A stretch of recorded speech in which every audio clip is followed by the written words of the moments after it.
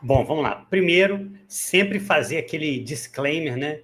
Eu não tenho dados sobre a situação clínica do Pedro, não sou médico, então eu não vou falar clinicamente se ele está apto a jogar, quanto tempo ele está apto. Isso são dados que a preparação física vai ter e que o departamento médico do Flamengo vai ter. O que eu acho? Eu acho que muito do que a gente tem avaliado do Flamengo é que é um time que cria, mas é incapaz de fazer gols, incapaz de converter. Eu acho que internamente essa incapacidade do Flamengo em fazer os gols, resolver os jogos que domina, pode fazer com que se crie um certo desespero barra urgência. Esse desespero barra urgência se chama Pedro. Porque quando você olha para um time, fala assim, esse time, ele tem posse de bola? Vamos olhar aqui. O Flamengo tem posse de bola. Esse time entra no campo do adversário, essa posse de bola ali é perto do goleiro? Não, o Flamengo tem posse de bola. O Flamengo entra na área do adversário? Entra. O Flamengo finaliza? Finaliza. Então por que não está ganhando todos os jogos? Porque finaliza mal. Porque o Juninho chega na cara do gol e chuta na trave. Porque o Luiz Araújo chega na cara do gol e chuta para cima. Aí vou botar também na conta da altitude do Luiz Araújo. Mas eu acho que essa situação, o pessoal fala assim, porra, galera, a gente está fazendo tudo certo, a gente só não tem o gol, e o Pedro está aí. Vocês estão vendo o Pedro ali? Ele já está em condição de jogo.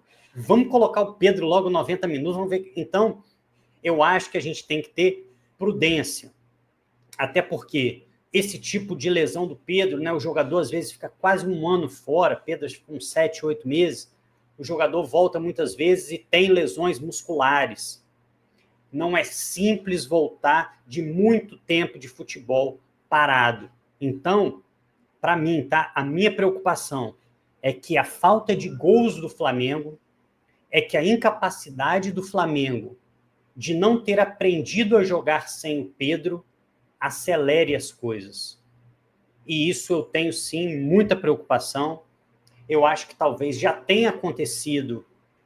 Acho que a volta do Pedro já foi um pouquinho abreviada. Não estou dizendo que ele não tem condição de jogo, mas se você comparar com outros jogadores, até na literatura médica, existe uma volta rápida, vamos dizer assim. Não estou dizendo que é necessariamente ruim, mas isso já aconteceu.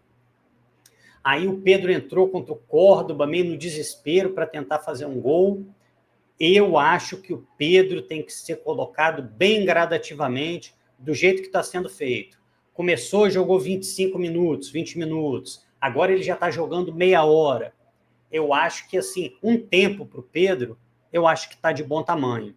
E aí, Cleitinho, porque o Pedro está subindo realmente o número de minutos. No último jogo, eu acho que ele jogou 30 e alguma coisa. Então, de fato, ele não está distante de jogar 45. Aí o Felipe Luiz vai escolher se ele terá o Pedro no começo do jogo, mas aí já pensando num segundo tempo colocar outro jogador, ou se o Pedro vai entrar para jogar o segundo tempo. Eu acho mais natural a entrada dele no decorrer do segundo tempo. É só isso que eu peço, é só esse o meu apelo. Vamos escalar o Pedro quando houver segurança para ele jogar tranquilamente e não quando for a nossa necessidade de gols. Porque se a gente perde esse cara de novo, vai ser um Deus nos acuda que vocês estão vendo acontecer jogo sim, outro também. Eu acho que a falta do Pedro, inclusive, tem condicionado muito daquilo que a gente tem avaliado no time. Tá faltando gol para destravar o jogo. Um gol, você destrava o jogo. Naquele Flamengo e Vasco, você faz um golzinho no primeiro tempo, você destrava o jogo muda. O adversário tem que sair de trás, o adversário vai ter que fazer um gol em você. Aí abre espaço. O Flamengo é um time que sabe aproveitar espaço, tem jogadores qualificados, tem jogadores inteligentes. Um Arrascaeta com espaço, ele faz miséria. Um De La Cruz com espaço, faz miséria. Então, é só essa a minha... É só esse sinal de alerta que eu quero ligar, Cleitinho. Pedro precisa entrar aos poucos. O jogador que menos pode correr risco no Flamengo é o Pedro, porque é o jogador que a gente não tem reserva. O jogador que a gente trouxe para ser o reserva do Pedro sequer tem características de Pedro. Não estou dizendo que Juninho é mau jogador, mas Juninho é um jogador diferente do Pedro. ele não consegue nos entregar nem a ideia daquilo que o Pedro entrega. Se esse jogador ele não tem reserva, a gente precisa ter muita prudência. Acho até que deveria ter, tá? Acho até que na montagem do elenco do Flamengo, a gente precisaria de um jogador com características de Pedro. O Flamengo optou por ter um jogador que também pode jogar com o Pedro. Vamos ver se isso vai acontecer ao longo dos próximos meses. A pergunta era só sobre o Pedro ou era sobre o Alexandre também? Agora era só sobre o Pedro. Acredito eu que eles vão voltar gradativamente com o Alexandre e vão adotar a mesma cautela também com o Plata. E você, Arthur? Vem de Pedro ou jamais aguarda um cadinho a mais? Bem cadinho. Para mim, o jogo do Pedro ser titular se chama Flamengo e Cruzeiro, dia 4 de maio, no Mineirão. Esse, para mim, é o jogo do Pedro ser titular. E eu explico por quê. A sequência é a seguinte. Nós temos Flamengo e Corinthians, depois nós temos Botafogo da Paraíba e Flamengo, ao qual eu desconheço a estrutura do estádio onde o jogo será realizado, desconheço a qualidade do campo, por isso, para mim, o Pedro, por eu não conhecer a realidade do campo, que parece que o jogo vai ser em São Luís do Maranhão, por eu não ter ciência de como é a qualidade, hoje eu digo que o Pedro, para mim, nem viaja para o Maranhão, nem entra contra o Botafogo da Paraíba. E aí você tem aí mais jogos para ele conseguir essa minutagem, né? Eu até trouxe semana passada, essa semana, os números do Pedro no Flamengo depois da lesão. Agora eu só não vou lembrar quando foi que eu trouxe. Se foi já depois do jogo da LDU ou se foi antes. Não lembro agora. Acho que foi depois. Se bobear, foi na live da tarde com o Bigode. O Pedro, ele tem tipo assim, 34 minutos no jogo, que ele volta. Aí depois ele faz 27 num outro, 25 num outro e 37 num outro. Enfim, ele ainda não somou 45 minutos jogados, o Pedro. Então, para o jogo contra o Corinthians, eu não entraria com o Pedro de titular. De jeito nenhum. Mas, dependendo da situação do jogo, das circunstâncias do jogo, o Pedro, para mim, voltaria no intervalo. Para ele jogar um tempo. Né? Não é entrar com 10 minutos, não. Volta no intervalo. Já volta junto com todo mundo, se liga junto com todo mundo.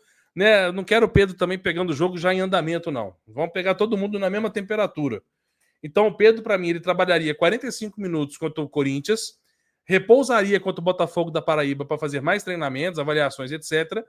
Entraria como titular contra o Cruzeiro, porque joga no Mineirão, um gramado bom, né? Tem essa partida contra o Cruzeiro aqui, onde ele pode ser titular, mesmo sendo fora de casa. Para sim, e aí o Pedro provavelmente não joga 90 minutos contra o Cruzeiro, jogaria aí uns 70 minutos, né? E aí sim ser preparado para ser titular, para quem sabe jogar os 90 no jogo mais importante do ano até o momento, que será Flamengo e Córdoba, no dia 7, né? 2 dias depois aí do jogo 3 dias depois do jogo contra o Cruzeiro. E aí, meu amigo, tem que ter tanta proteção sim, cara. A questão do Pedro não é mimar um jogador.